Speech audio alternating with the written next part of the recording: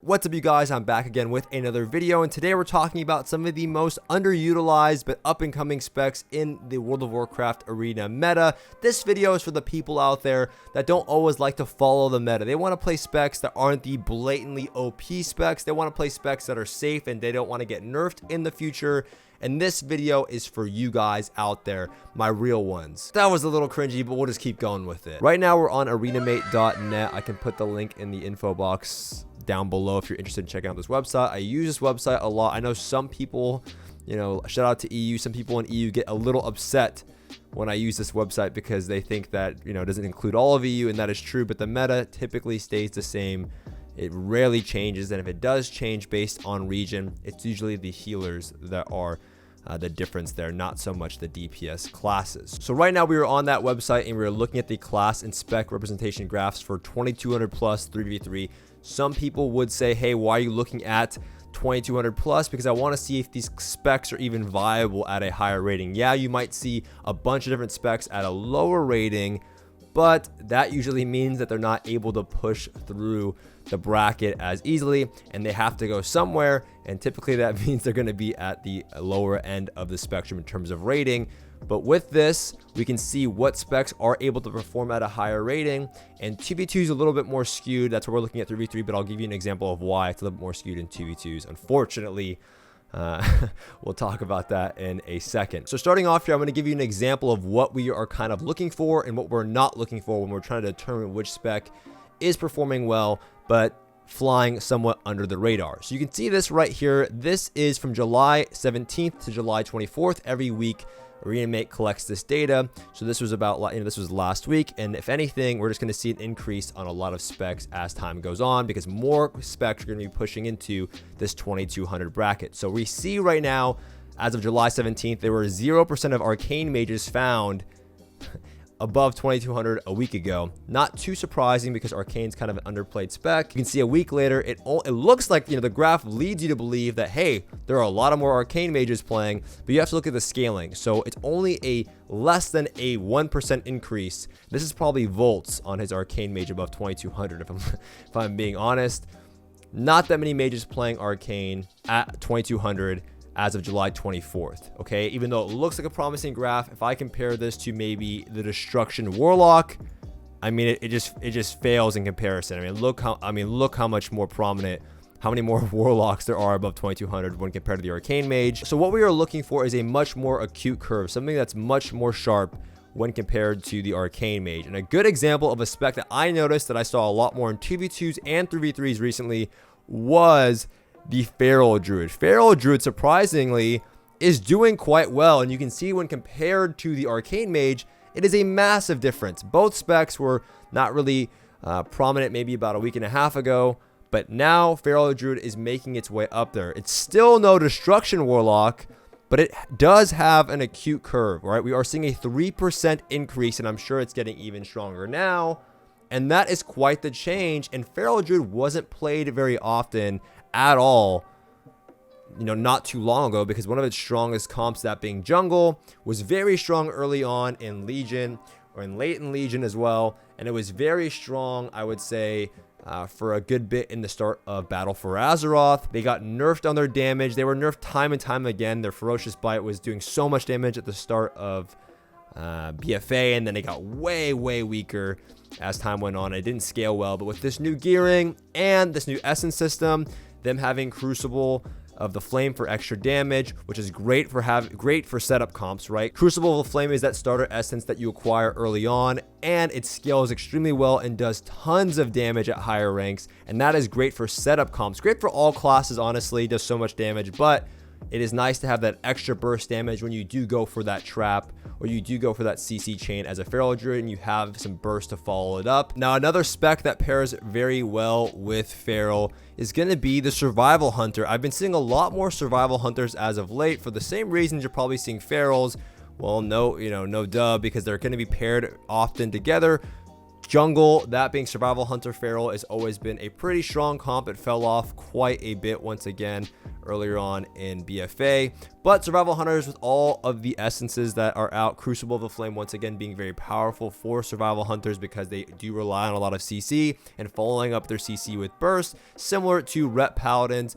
Rep Paladins, you know, are strong. Not too much of a difference here from week to week, but they do pair well together with Hunters. Paired with Survival Hunters and Ferals is Discipline Priest. Discipline Priest now is starting to make somewhat of a comeback. That's cool for a lot of players that have been wanting to play Disc Priest. You have a lot of solid comp options now. Before you only had Rogue Mage, and now you can start picking up maybe Jungle or even Cupid.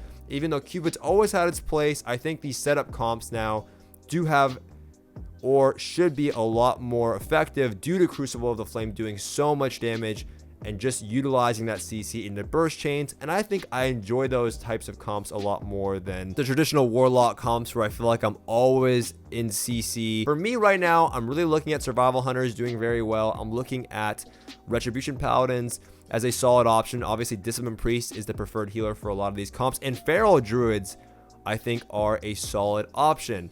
Now, if you compare this to, once again, to the Destruction Warlock, you know, they're not really in the same realm, but they are somewhat near breaching that, you know, upper echelon in terms of you can still play these comps and classes at a high rating, but they're still not as like blatantly OP as a Destro Warlock. Now, is that a bad thing? No, because Destro Warlocks might get nerfed at some point, right? People have been complaining about Destruction Warlocks for fucking forever, it feels like. I've been complaining about this class for so long.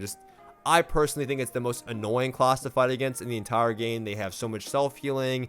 They literally have the most CC and control in the entire fucking universe next to Frost Mage. And they also just deal the most ridiculous amounts of damage. And it's been going on for Legion Season 7. There was a little bit in time in BFA when they sucked, and then now that it feels like they've been broken for so long. So Destro Warlock might get nerfed, and that only means good things for some of these classes down here. So I think these specs right now are super solid for you guys to pick up. And obviously, if you're a Discipline Priest, you have these comps, and you can also always pair with classes like, you know, Assassination Rogues and Fire Mage. That's also a solid comp. You know, Holy Paladin is definitely going to be maybe a more preferred healer for this comp, but Disc Priest has more options now. All right, really quickly, we're going to look at the 2v2 bracket. We are now on the 2v2 chart, and the reason why I didn't want to use this one too much for reference is that, well, you'll see why. So, first of all, we have the Feral Druid, right? We have the Feral Druid, a nice curve here, a nice sharp change in participation. We're seeing a lot more Feral Druids above 2200. I mean, you know, percentage wise, there's probably a few players, but this chart should represent, you know, just its effectiveness in general, and I'm sure it's only going to grow as time goes on unless we see any changes. But with that being said, you know, you have the Survival Hunter kind of coming downwards a little bit, but meeting the Feral Druid in its effectiveness. And you're like, okay, well, Survival Hunter is still a pretty solid option, but it's gone down a little bit in playtime as Feral Druids have gone up.